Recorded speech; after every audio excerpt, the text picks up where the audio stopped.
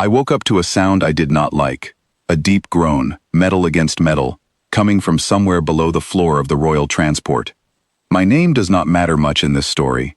I was the only human on that ship, and I was there because of a supply contract, nothing more. I fixed pumps. I checked oxygen lines. I was, by every measure the Vosnai Royal Court used, the least important person on board.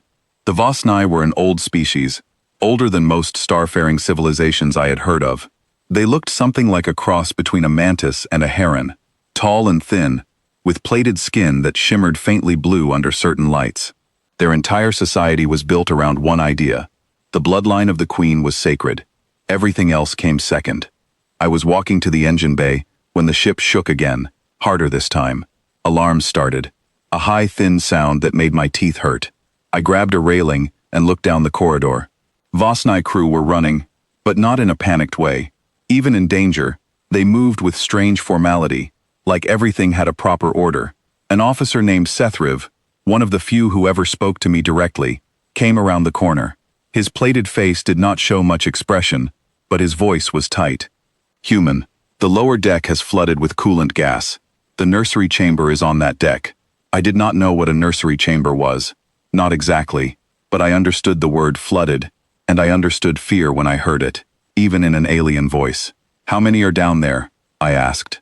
The heirs, he said, all 3 of them. That got my attention. On a Vosnai ship, the heirs meant the next generation of the ruling bloodline. I had heard whispers about how seriously they guarded that line.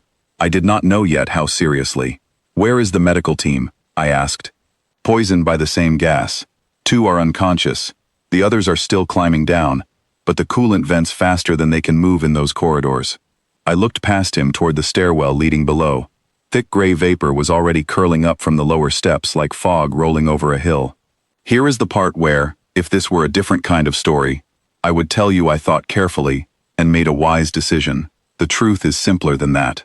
I did not think much at all. I just moved. Get me an oxygen mask and rope, I said.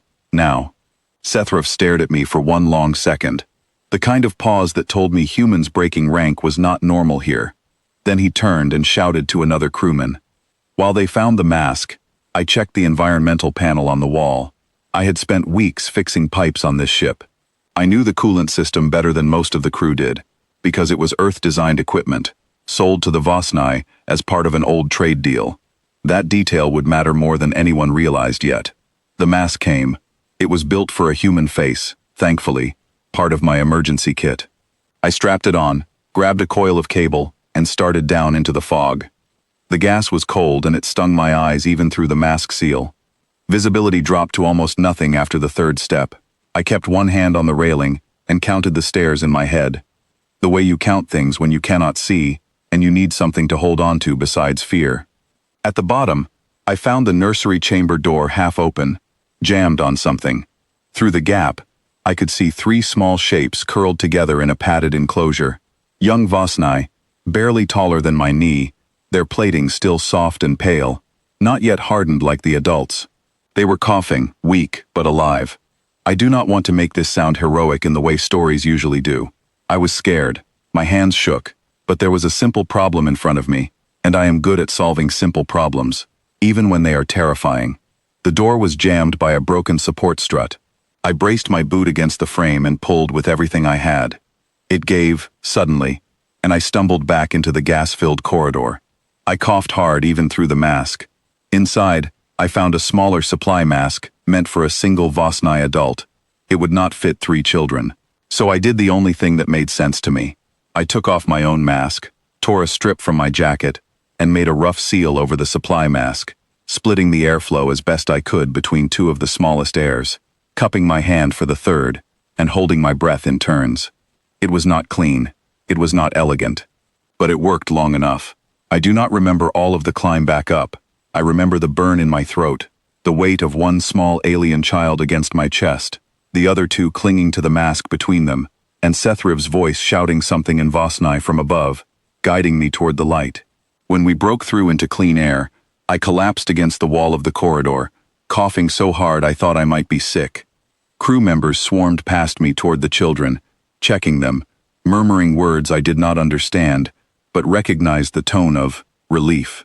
I sat there for a long moment, my vision swimming, thinking mostly about how much my throat hurt and how I probably should have asked for backup before running into a gas cloud alone. Small, practical thoughts, not heroic ones. That is when the ship's main corridor lights dimmed, and every Vosnai around me went still. I looked up to see her for the first time. The Queen. I had heard of her, of course, but never seen her outside of formal broadcasts. In person, she was taller than I expected, her plating a deep, near black blue, her posture perfectly straight, despite what must have been centuries of age. Her eyes, large and dark, moved over the scene, the open nursery door, the fading gas, her three heirs, now wrapped in warming cloth and breathing steadily, and me, sitting on the floor like a half-drowned animal. She did not speak right away. She walked forward slowly, and every Vosnai in that corridor bowed low, faces to the floor. I did not know the custom, so I just stayed where I was, too exhausted to do anything else. The Queen knelt down, which I would later learn she almost never did, and looked at her youngest heir, who reached out one small clawed hand toward her. She touched it gently. Then she turned her gaze to me. "You?" she said, her translator device giving her voice a flat, careful tone. "You broke 17 protocols in the last 10 minutes. I blinked at her, throat too raw to answer well. "Didn't count," I managed. "You removed your own breathing apparatus in a hostile atmosphere," she continued. "You entered a restricted chamber without authorization. You touched the royal heirs without ceremonial cleansing." I did not know what to say to that, so I said the only honest thing I had. They were dying. I didn't have time for the ceremony. Something shifted in her expression, subtle, the kind of change you would miss if you were not watching closely. It was not anger. It was something closer to disbelief. "Among my people," she said slowly, "there is an old law, older than this empire's current form. When one gives their own breath, their own strength, without hesitation, to save the bloodline, that one is no longer considered outside the bloodline." I felt the room grow very quiet. "He belongs to us now," she said, standing and turning to address the bowed crew, her voice suddenly carrying, formal, absolute. "By blood debt and breath right, this human is claimed under royal protection, now and always." The crew murmured in agreement, a low ripple of sound through the corridor. I sat there, soaked in coolant residue, throat burning, trying to understand what had just happened to my life. I want to be honest with you about how that moment felt. Part of me, a tired and aching part, almost laughed. I had come to this ship to fix pipes. Now an alien empire was telling me I had been legally adopted into royal history because I ripped my jacket to share an oxygen mask with 3 frightened children. But another part of me understood, even then, that this was not a small thing to them. Vosnai law was not decoration. It was structure, tradition, the framework that held their entire civilization together. Being folded into that structure was not something they offered lightly, and I did not think it was something I could simply wave off with a joke, however tempting that was. So instead, once I had enough breath back to speak properly, I said something that surprised even me.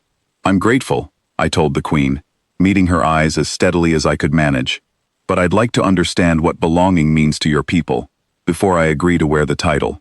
The court went silent again, differently this time.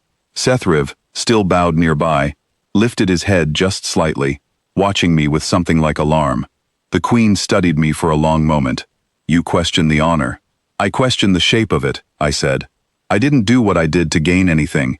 I did it because 3 children were drowning in gas, and I was the only one close enough to help. If belonging means I'm property now, I can't accept that quietly, no matter how kindly it's meant. If it means something else, something closer to family, then I think we can talk." I did not know, in that moment, whether I had just insulted an empress in front of her entire court, or whether I had said something she needed to hear. The Queen was silent for a long time. Then, slowly, something happened that Sethriv later told me he had never once seen in his lifetime of service. She lowered herself again, not fully, but enough, and extended one long clawed hand toward me, not as a ruler to a subject, but as one might offer a hand to help another stand. "Family," she said, testing the word carefully, as if it were unfamiliar in her own mouth, though not unwelcome. "Yes, I believe that is the shape I meant." I took her hand and let her help me to my feet, my legs still unsteady beneath me. Over the following days, as I recovered in the ship's medical bay, I learned more about what that moment meant. The Vosni did not simply forget 17 broken protocols. Instead, they rewrote a small piece of their ancient law, adding language about voluntary sacrifice freely offered and freely acknowledged, rather than simply claimed. Sethriv told me, half amused, that scholars would likely argue about the wording for 100 years.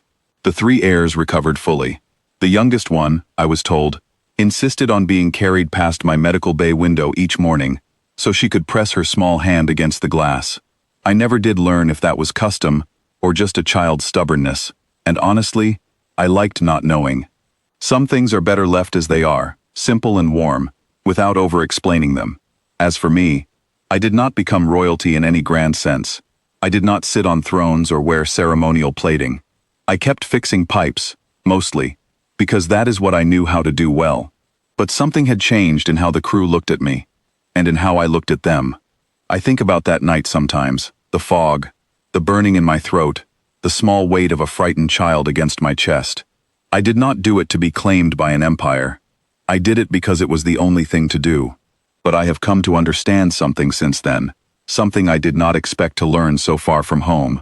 Sometimes the smallest acts, done without thinking of reward, echo far louder than anyone intended. And sometimes, if you are lucky, what starts as an accident of instinct becomes something gentler, something closer to belonging on your own terms, rather than someone else's. I do not know if that makes me family, in the way the Queen meant it, or simply a strange addition to a very old story. But when the youngest heir presses her hand to the glass each morning, I press mine back. And for now, that is enough.